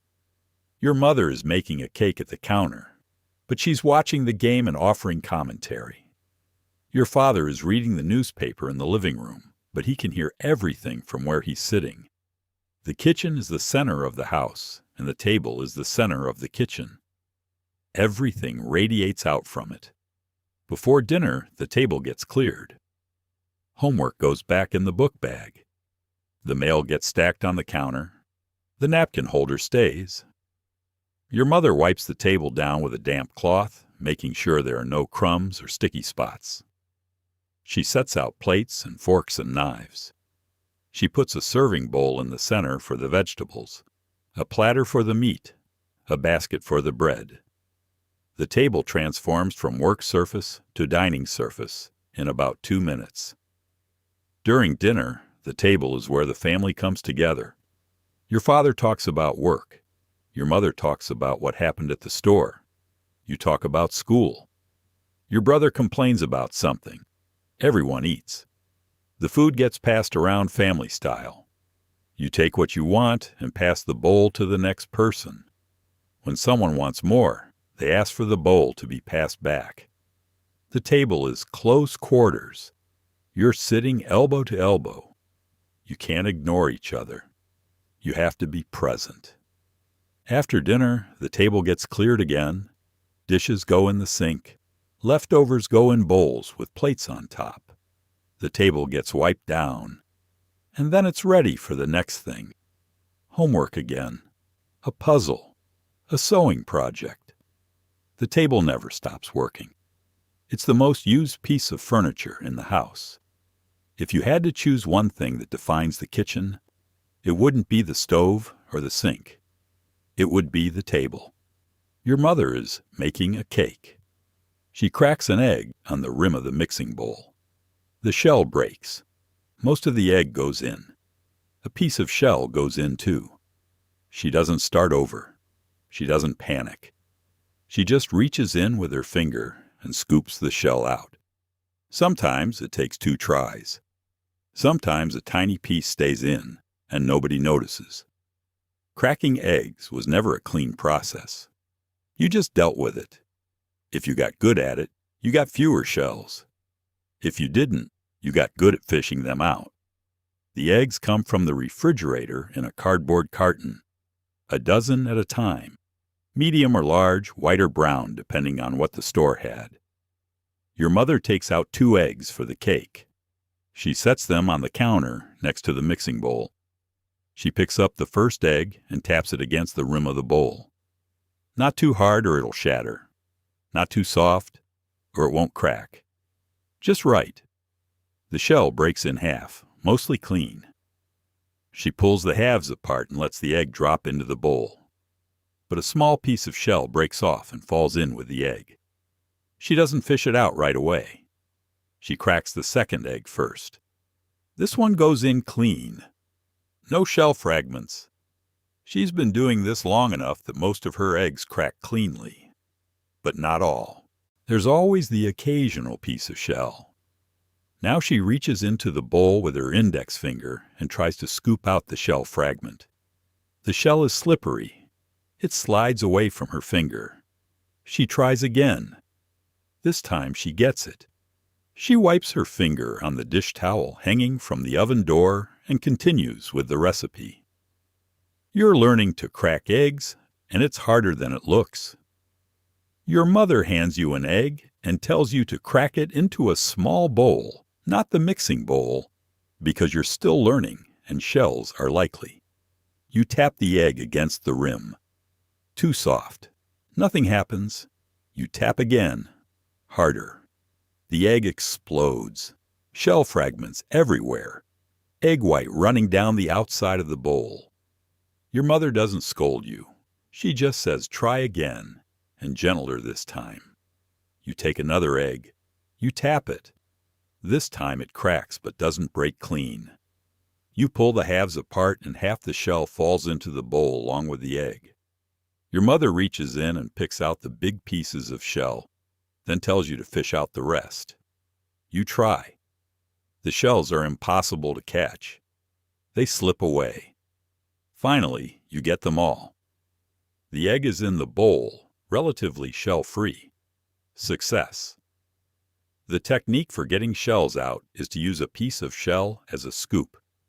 The sharp edge of the broken shell cuts through the egg white and catches the fragment more easily than your finger does.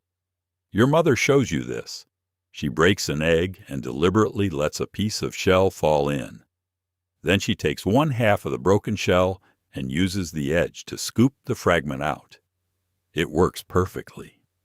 The sharp edge slides under the shell piece and lifts it right out. You try it next time, and it works for you too. This is one of those kitchen tricks that gets passed down person to person. It's not in any cookbook. You just learn it by watching. Some people crack eggs on a flat surface instead of on the rim of a bowl. They say it gives you fewer shell fragments because the shell breaks more evenly. Your mother doesn't do this. She's always cracked eggs on the rim, and it works fine for her. She's not interested in changing her method now. Besides, a few shell fragments here and there never hurt anyone. If a tiny piece stays in the batter, it'll bake up with the cake, and you'll never know it was there. Eggshells are mostly calcium. They're not going to poison you. The eggs get cracked one after another into the mixing bowl. 2 for a cake, 3 for a batch of cookies, 4 for scrambled eggs to feed the family. Your mother cracks them quickly, barely looking. Tap, crack, drop. Tap, crack, drop. The rhythm is automatic. Her hands know what to do. Every once in a while, a shell fragment makes it into the bowl, and she fishes it out. But most of the time, the eggs go in clean. That's what experience gives you. Not perfection, but competence. The shells break where you want them to break. And when they don't, you know how to fix it. The broiler is at the bottom of the oven. It's a drawer that pulls out. Your mother almost never uses it for broiling. Instead, it's where she keeps the cookie sheets, the muffin tins, the cake pans, sometimes the cast iron skillet when it's not on the stove. The broiler drawer is just extra storage. If she needs to actually broil something, she has to take everything out first, which happens maybe twice a year. The rest of the time, it's a pan drawer. The broiler drawer is designed to slide out like a regular drawer, but it's deep and the front gets hot when the oven is on. Your mother stores her baking sheets in there because they're flat, and they stack neatly, and there's nowhere else to put them. The kitchen doesn't have much cabinet space. Every inch counts. The broiler drawer's wasted space if you're only using it for broiling, which most people almost never do. So it becomes storage by default. The cookie sheets are in the bottom of the drawer. 3 of them stacked on top of each other. They're thin aluminum, slightly warped from years of use, darkened around the edges. On top of the cookie sheets are the cake pans. 2 round pans for layer cakes. 1 square pan for brownies or sheet cake. A loaf pan for meatloaf or banana bread. Above that, the muffin tin. Everything is nested as efficiently as possible to maximize the space. When your mother needs a cookie sheet, she opens the broiler drawer and pulls the whole stack out. She takes the top cookie sheet, then puts the rest back and closes the drawer. It's a little awkward because the drawer is low to the ground and she has to bend down to reach it. But it works. The pans are stored and accessible. That's all that matters. The few times she actually needs to use the broiler, it's an event. She's making garlic bread or reheating something that needs to get crispy on top. She opens the drawer and realizes it's full of pans. She sighs. She takes everything out and stacks it on the counter. Now the broiler drawer is empty. She slides the rack into the drawer, sets the bread on the rack, and turns the broiler on. The heating element at the top of the drawer glows red. The bread toasts in about 3 minutes. She pulls the drawer open, careful not to touch the hot metal, and removes the bread. Then she turns the broiler off, waits for it to cool, and loads all the pans back into the drawer. This is more work than just using the broiler would be if the drawer were empty. But the drawer is never empty. The storage function has taken over completely. Some people don't even realize their oven has a broiler drawer. They think it's just a warming drawer or a storage drawer. The broiler function is hidden and forgotten, replaced by the more practical everyday need for pan storage.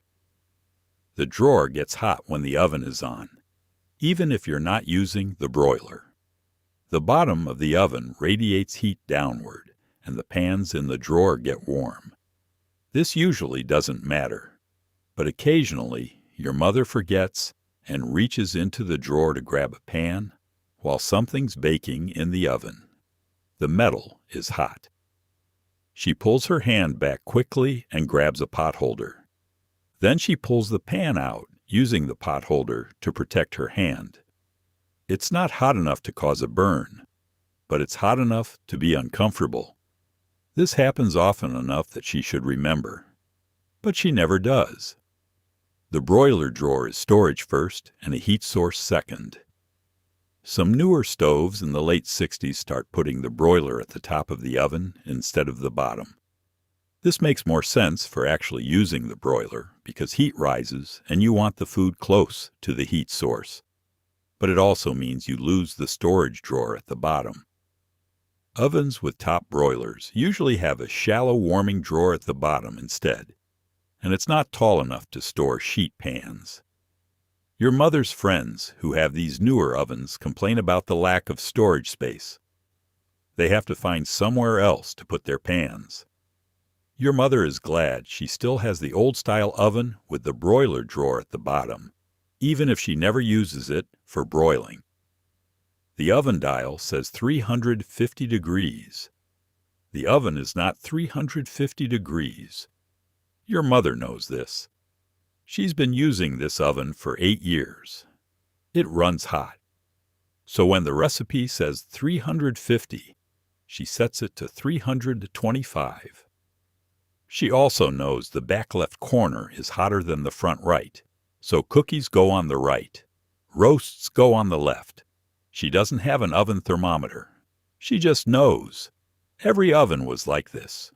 You learned your oven the way you learned your car. The dial on the front of the stove is marked in 25-degree increments. 250, 300, 350, 400. Your mother turns the dial to where she wants it and waits for the oven to preheat. There's no light that tells you when it's ready. There's no beep. You just wait 15 minutes and assume it's hot enough. But the temperature inside the oven doesn't match what the dial says. It never has. The dial is aspirational. It tells you what the oven is trying to be, not what it actually is. Your mother discovered the oven runs hot the first time she baked a cake in it. The recipe said 350 degrees for 30 minutes. She set the dial to 350 and put the cake in.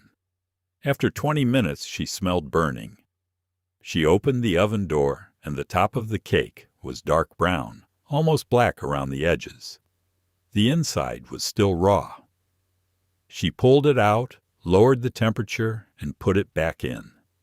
The cake was salvageable, but barely. After that, she started setting the oven 25 degrees lower than the recipe called for. Problem solved. The hot spot in the back left is something she figured out over time. She'd put a tray of cookies in the oven, all the same size, all the same dough, and the ones in the back left would come out darker than the rest. She'd rotate the pan halfway through baking, but even that didn't fully fix it. So she started putting things that could handle higher heat in the back left. Roasts that needed to brown. Casseroles with cheese on top that should get crispy. Things that benefited from a little extra heat. And she put delicate things in the front right. Cookies, cakes, anything that could burn easily. This knowledge is specific to this oven. If your mother went to someone else's house and used their oven, she'd have to start over. She wouldn't know if it ran hot or cold. She wouldn't know where the hot spots were. She'd have to guess and adjust, and possibly ruin a dish while she figured it out. But in her own kitchen, with her own oven, she's calibrated everything. She knows exactly how long it takes to bake a potato. She knows that meatloaf takes 1 hour and 10 minutes, not an hour like the recipe says, because this oven doesn't get quite hot enough even when you account for it running hot in other situations. None of this makes sense. The oven is both hotter and cooler than it should be, depending on what you're cooking. But your mother has learned its personality. She's adapted. Other women have the same relationship with their ovens. Your aunt's oven runs cold, so she sets it 50 degrees higher than the recipe says. Your grandmother's oven has a hot spot in the front right instead of the back left, so she rotates everything halfway through. Nobody thinks this is strange. Nobody calls a repairman to fix it. Ovens are inconsistent. That's just how they are.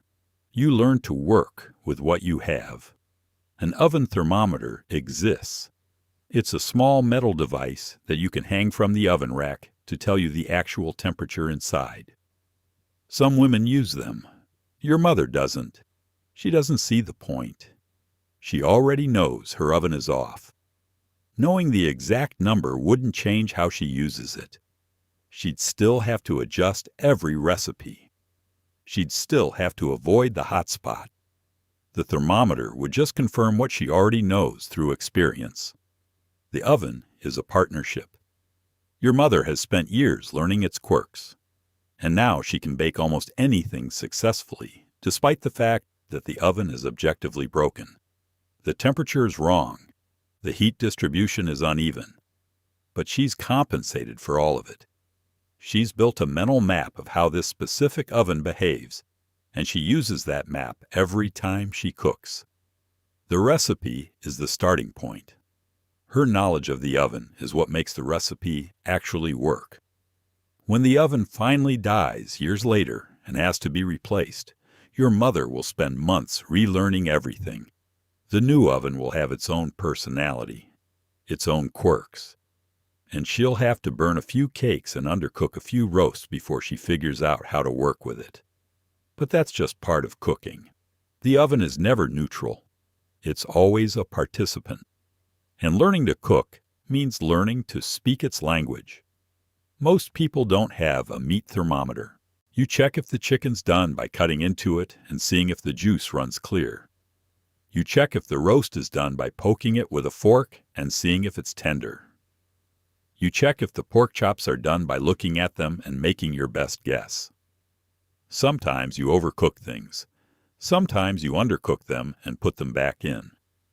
Your mother has cooked thousands of meals this way. She's better at it than most people with thermometers. The chicken is in the oven. It's been roasting for 1 hour and 15 minutes. The recipe says 1 hour and a half for a 4-pound chicken, but your mother doesn't trust the recipe completely. She trusts her eyes and her sense of smell and her accumulated experience. She opens the oven door and looks at the chicken. The skin is golden brown. The legs are starting to pull away from the body slightly. It smells done. But is it done? She takes a knife from the drawer, a small paring knife, sharp enough to cut through cooked meat. She opens the oven door again and pulls the rack out slightly so she can reach the chicken without burning herself. She cuts into the thickest part of the thigh, right where it meets the body. This is the part that takes longest to cook. If it's done here, it's done everywhere. She presses the knife in and pulls it back out. Juice runs out of the cut. She looks at the color. Clear, not pink, not bloody. Clear.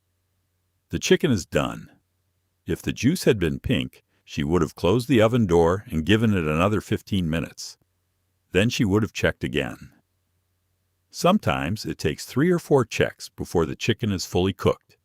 Each time you open the oven door, you let heat out, which means the chicken takes longer to cook, which means you have to open the door again to check. It's a cycle, but it's the only way to know for sure without a thermometer. Pot roast is different. You can't tell if pot roast is done by the color of the juice because pot roast is supposed to be cooked until it falls apart, not just until it's safe to eat. Your mother checks pot roast by poking it with a fork. She opens the oven, pulls out the roasting pan, and stabs the fork into the meat. If the fork goes in easily and the meat feels soft, it's done. If there's resistance, it needs more time. She's looking for the moment when the meat has broken down enough that it's tender but hasn't dried out. This is a narrow window. Too early and it's tough. Too late and it's stringy. She's learned to recognize the exact level of resistance that means perfect. Pork chops are the hardest because they're thin and they go from undercooked to overcooked very quickly. Your mother cuts into one to check.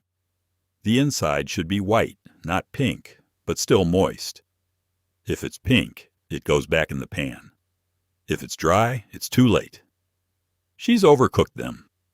This happens sometimes. Pork is unforgiving. The rules about pork are strict. You cook it until there's no pink. Period. This often means you cook it until it's slightly dry. That's just the trade-off. Better dry than unsafe. A meat thermometer would solve all of this. You'd stick it in, read the number, and know definitively whether the meat was done. Chicken is safe at 100 to 65 degrees. Pork is safe at 145 degrees. Beef can be eaten rare at 130 degrees or well done at 160. The numbers are clear. But meat thermometers cost money. They're not expensive exactly, but they're not free either. And if you've been cooking without one for 20 years, why start now? Your mother doesn't trust devices anyway. She trusts her judgment. She's cooked hundreds of chickens. She knows what done looks like. A thermometer would just confirm what she already knows. And what if the thermometer is wrong? What if it's poorly calibrated, or you stuck it in the wrong spot, or you didn't push it in deep enough? Then you'd trust a bad number instead of trusting your experience.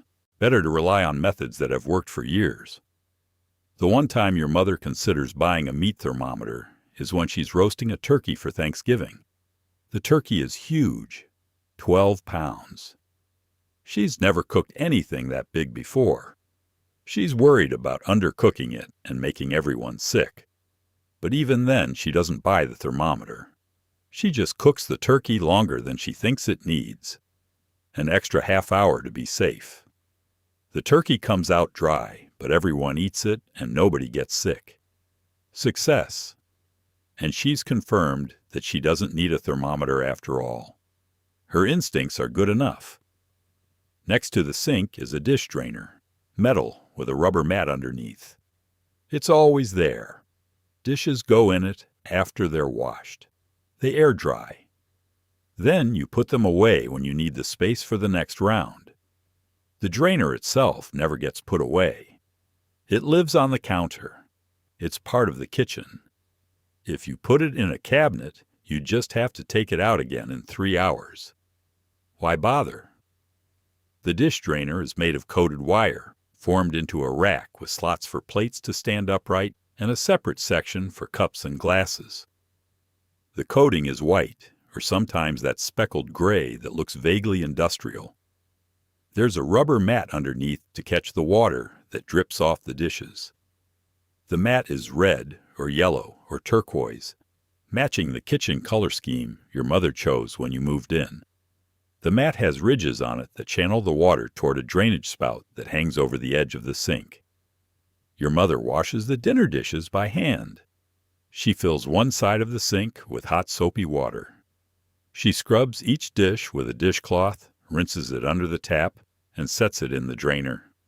Plates go in the slots, standing upright so water runs off them. Cups and glasses go in the cup section, upside down. Silverware goes in a small plastic basket attached to the side of the drainer, handles up so the eating ends are down in the basket where they'll drain. She works through the stack of dishes. 10 minutes later, everything's washed and the drainer is full. The dishes sit there dripping. Water runs down the plates and into the mat. The mat channels it toward the drainage spout. The spout drips water back into the sink. The whole system is designed for passive drying. You wash the dishes, you walk away. An hour later, the dishes are dry. Your mother comes back and puts them away. The glasses go in the cabinet above the sink. The plates go in the cabinet next to the stove. The silverware goes in the drawer. The drainer is empty again, ready for the next round. Except the drainer never fully empties. There's always something in it. A pot that's too big to fit in the cabinet and lives on the stove most of the time, but it's drying in the drainer right now. A wooden spoon that doesn't go in the drawer with the other utensils. A coffee cup someone washed after everyone else was done and left to dry. The drainer is in constant use. It's rare that it's completely empty. The rubber mat underneath gets gross over time. Water sits in the ridges. Soap residue builds up. The mat develops a slightly slimy film. Your mother rinses it off every few days, wiping it down with a sponge and making sure the drainage spout isn't clogged. But it never gets fully clean. It's impossible to keep clean. It's constantly wet.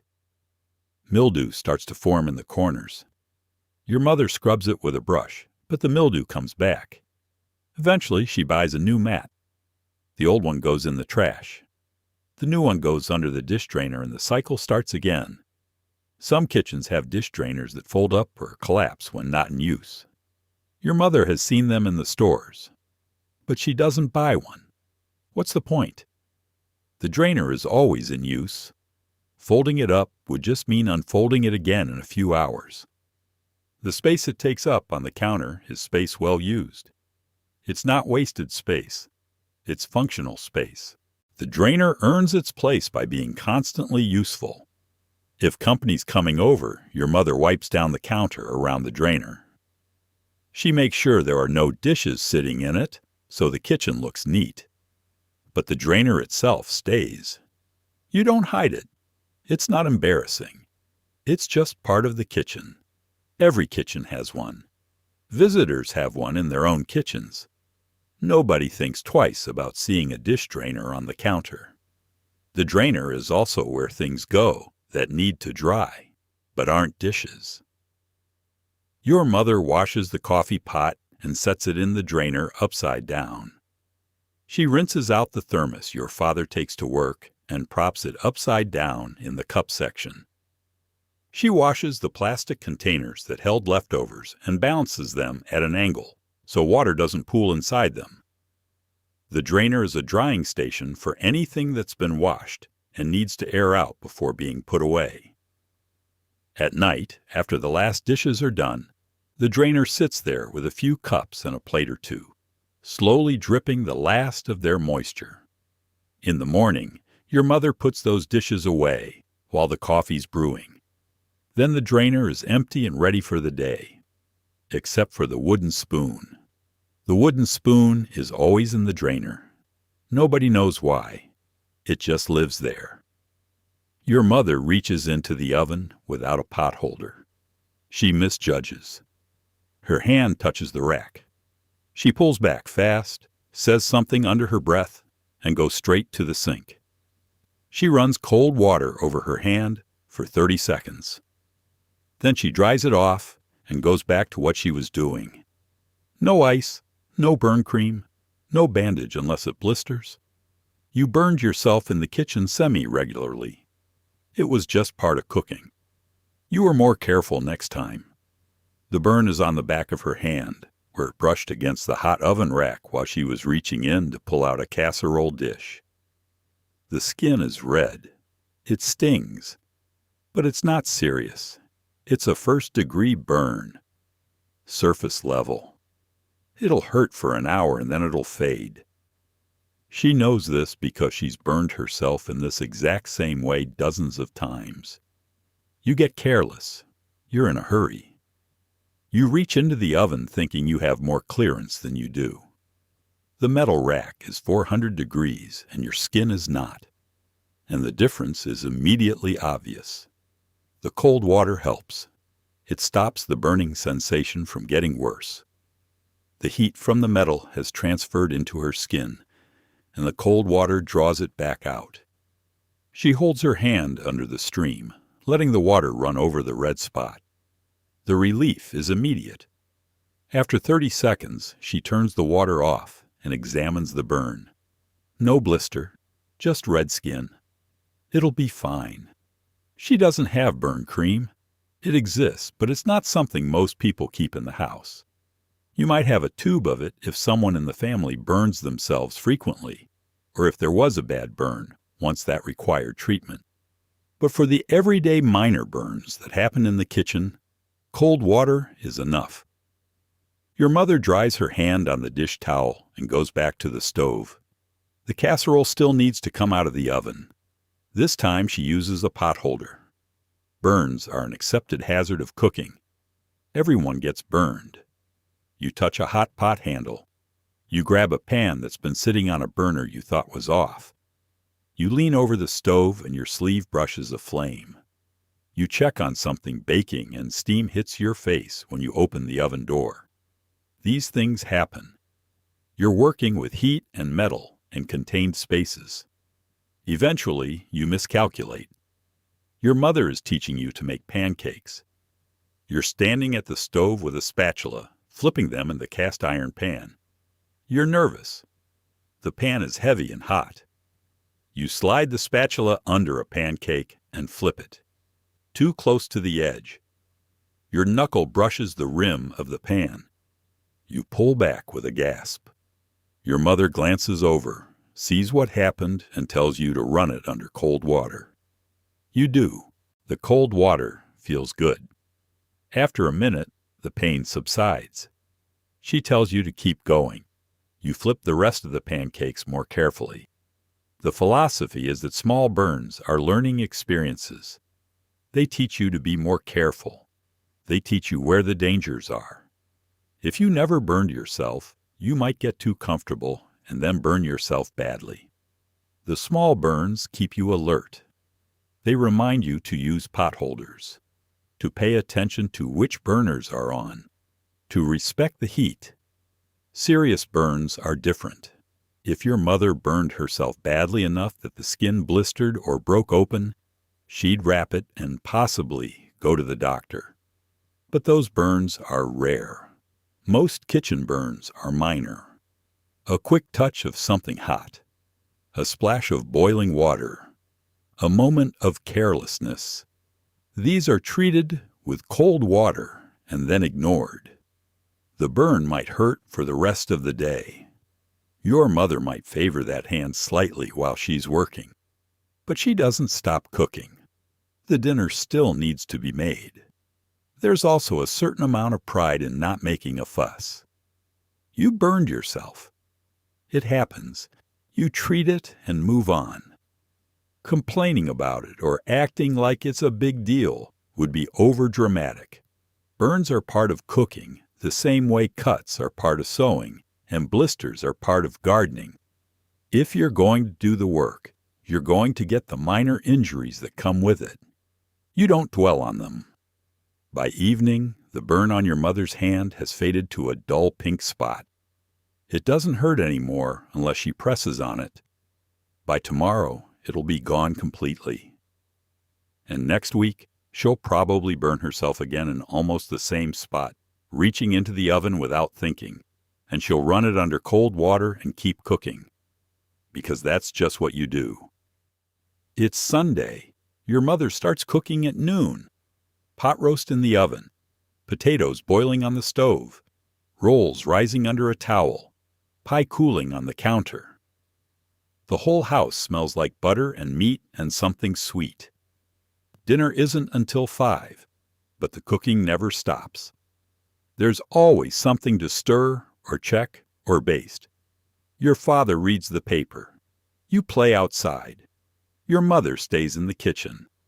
This is just what Sunday is. The meal takes all afternoon, because the meal is the whole point of the day. Sunday dinner's different from every other meal of the week. Weeknight dinners are functional. You cook something fast, eat it, clean up, move on. Sunday dinner is an event. It's the meal that requires planning and time and care. Your mother starts thinking about Sunday dinner on Friday. She makes a list of what she needs from the store. On Saturday, she goes shopping. Sunday morning, after church, she comes home and starts cooking. The pot roast goes in first. It needs the most time. Your mother takes the roast out of the refrigerator where it's been sitting since yesterday. It's a 3-pound chuck roast, dark red, marbled with fat. She seasons it with salt and pepper. She heats oil in a large Dutch oven on the stove. When the oil is hot, she sets the roast in the pot. It sizzles. She lets it sit for 3 minutes without moving it, letting it develop a brown crust. Then she flips it and browns the other side. This is called searing. It locks in the flavor. Once the roast is browned on all sides, she adds onions and carrots to the pot. She adds beef broth. She covers the pot with its heavy lid and slides it into the oven. The oven is set to 325 degrees, which means it's probably running at about 350. The roast will cook for 3 hours, slow and low. By the time it's done, the meat will be so tender you can pull it apart with a fork. While the roast cooks, your mother makes the rolls. She's using a recipe her mother gave her. Flour, yeast, milk, butter, sugar, salt. She mixes the dough in a large bowl, kneading it on the counter until it's smooth and elastic. Then she puts it back in the bowl, covers it with a flour sack towel, and sets it near the stove where it's warm. The dough needs to rise for an hour. It'll double in size. She made the pie yesterday. Apple, with a lattice crust on top. It's sitting on the counter now, cooled to room temperature. The crust is golden brown. You can see the apple filling through the gaps in the lattice. It smells like cinnamon and butter. Your mother made it in the morning before anyone was awake, so it would be ready by Sunday dinner. Pie takes time. You can't rush it. At 2 o'clock, she starts the potatoes. She peels them over the sink, dropping the peels into the scrap bowl. Then she cuts them into quarters and puts them in a pot of cold water. She adds salt and sets the pot on the stove over high heat. When the water boils, she turns the heat down to medium and lets them cook until they're soft enough to mash. This takes about 20 minutes. At 3 o'clock, she checks the roast. She opens the oven, pulls out the pot, lifts the lid. Steam escapes. The roast is browning nicely. The vegetables are soft.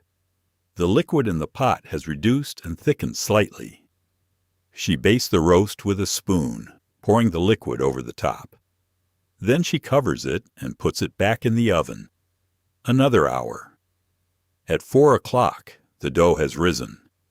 Your mother punches it down and divides it into 12 pieces. She shapes each piece into a ball and places them in a greased baking pan. They'll rise again for 30 minutes, then go into the oven for 15 minutes. Timing is everything. She wants the rolls to come out of the oven right when dinner is being served. At 4:30, she drains the potatoes and mashes them with butter and milk. She tastes them, adds a little salt. mashes them more. She makes the gravy by pouring the liquid from the roast pot into a saucepan and whisking in flour. The gravy thickens as it cooks. She tastes it. Perfect. At 5 o'clock, the table is set. The roast comes out of the oven and rests on the counter for 10 minutes. The rolls come out golden and soft. Your mother slices the roast against the grain. The slices fall apart, tender and juicy. She arranges them on a platter. The mashed potatoes go in a serving bowl. The gravy goes in a gravy boat. The rolls go in a basket, lined with a towel to keep them warm. Everything goes on the table at once. Your family sits down. Your father carves more of the roast. The food gets passed around. Everyone serves themselves. The meal that took 5 hours to prepare gets eaten in 30 minutes. But that's not the point. The point is that it's Sunday. The point is that your mother spent the afternoon making something special. The point is that everyone's together. This is what Sunday dinner means. So there they are. 25 kitchen rules from the 1960s that somehow kept an entire generation fed without anyone losing their minds over it. The coffee can full of bacon grease sitting right there on the stove, like it was the most natural thing in the world. The dish towel that never left the oven door. The bowl on the counter for scraps that went back into the garden. Tasting soup with the same spoon you stirred it with. Cooking everything in one pan, because why would you dirty more dishes than you had to? Ice trays that required violence to operate. Leftovers in bowls with plates balanced on top like some kind of refrigerator Jenga. Making toast in the oven because the toaster was a liar. Jell-O molds at every dinner party with vegetables suspended inside, like some kind of edible science experiment. Bread bags saved and reused for everything until they literally fell apart. The pressure cooker that scared everyone but saved an hour. The milkman who came before dawn and took the empty bottles away. Peeling potatoes directly into the sink because that's where the work happened. The recipe box that held everything that mattered. Defrosting meat on the counter all day without a second thought. Flour sack towels that did 10 jobs and lasted 10 years. Never measuring vanilla because your hand knew what a teaspoon looked like. The kitchen table that was never just for eating. Cracking eggs and fishing out the shells with your fingers. The broiler drawer that stored pans instead of broiling anything. The oven that ran hot in the back and cool in the front, and you just knew it. No meat thermometer because you'd been cooking chicken for 20 years, and you knew what done looked like. The dish drainer that lived on the counter permanently. Running burns under cold water and getting back to work. And Sunday dinner that took all afternoon, because Sunday dinner was the whole point of Sunday. These weren't rules anyone wrote down. They weren't in cookbooks or home economics classes. They were just things you knew because your mother knew them and her mother knew them before that. They were practical and efficient, and they worked. They came from a time when kitchens were smaller and money was tighter and nothing got wasted if it didn't have to be. When you saved bacon grease because it was free and useful. When you reused bread bags because buying plastic bags seemed ridiculous. When you learned your oven's personality the way you learned a person's personality. Through time and attention and occasionally getting burned. Some of these things we've kept. Some of them we've improved on. And some of them have vanished completely. Replaced by machines that beep at us. And containers that seal, and ovens that actually maintain the temperature they claim to be. Whether that's progress or just different depends on who you ask and what they're trying to cook. But there's something about these old kitchen rules that stays with you if you live through them. The simplicity of them, the resourcefulness, the fact that an entire meal could come together with one pan and a wooden spoon and someone who knew what they were doing. The way nothing was precious, but everything mattered. The way you could feed a family of 6 without a microwave, or a food processor, or a stand mixer. Just a stove, a sink, and hands that had done this 1,000 times before. If you remember any of this, you're probably nodding along right now. Maybe smiling. Maybe thinking about your own mother standing at the stove, tasting something from the spoon she was stirring with, adjusting the seasoning without measuring, knowing exactly when something was done just by looking at it. That knowledge didn't come from anywhere. It came from doing it every single day until it became automatic, until the kitchen wasn't a place you had to think about. It was just where you were.